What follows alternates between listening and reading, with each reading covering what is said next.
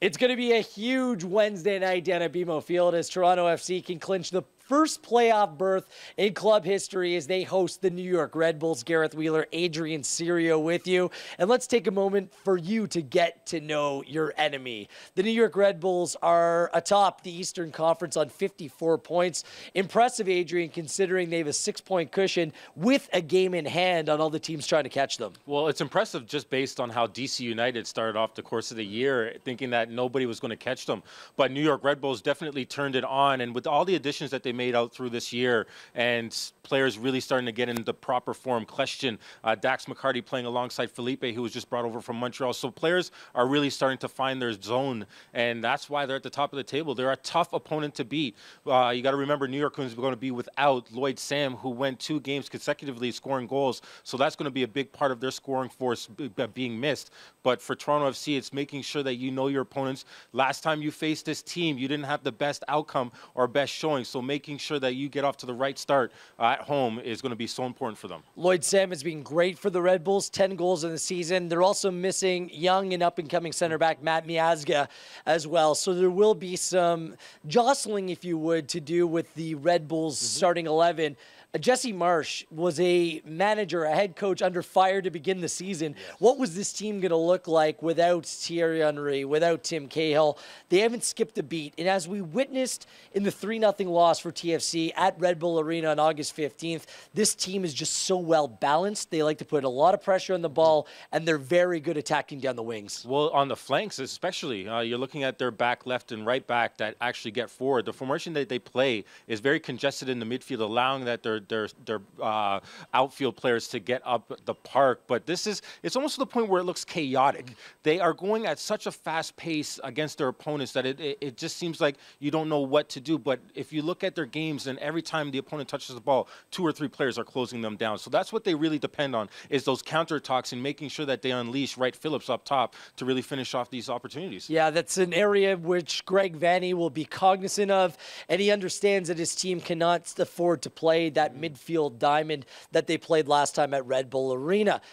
Dax McCarty, the holding central midfielder, is there a more underrated, maybe underappreciated player in MLS? Without a doubt. I think he is the most underrated defensive midfielder and just what he does for the club. And I remember I played with him in Dallas, and this is before he actually was getting a sniff with the team and really looking at some of these youngsters coming through the ranks. And he has really established himself as probably one of the best midfielders in MLS. And it's a real treat to watch for my sake to see that this kid has grown and what he has come from, but what he is doing for his club at the same time. And it's the little things that he does. And I keep on saying this about a lot of players, that they don't really get the recognition because they're not on the scorings, they're not on the assists, but what he does in breaking up plays and making sure that he's starting off plays on the right foot, that's what's all important to me looking at an opponent. He provides requisite cover for the wingbacks to get forward and allows the attacking players to play attacking football, whether it be Felipe Martins, the Wright Phillips brothers, and of course Bradley leading the way, the New York Red Bulls top scorer on the season. So some adjustments. It will be a different looking Toronto FC team. Sebastian Giovinco, Jose Altidore returning from international duty. They will certainly not start the game, but you may see them at some point. So it is as simple, or is it as simple, should I say, as putting Luke Moore and Herculez Gomez in their attacking positions? I think so. It's easier for us to just say that, but never say never. I'd like to see these guys come back off the plane and be like, listen, I feel good. Start me, coach. Start me, because these guys are obviously needed for this team to really gain that cohesiveness that they have been building over the course of the past couple of games. So if not, then we might see Herculez and Moore up top and see if they could build that chemistry. But remember, this is an important game, so hopefully those midfielders sitting in the back of them make sure that they start to, I guess, communicate and orchestrate them on where they have to go in order to break up plays and making sure that they're on their front foot when they need to go offensively. There's no shortage of attacking talent in this Toronto FC team, and they're a very good and better defensive team at home than they are away, so advantage playing at BMO Field.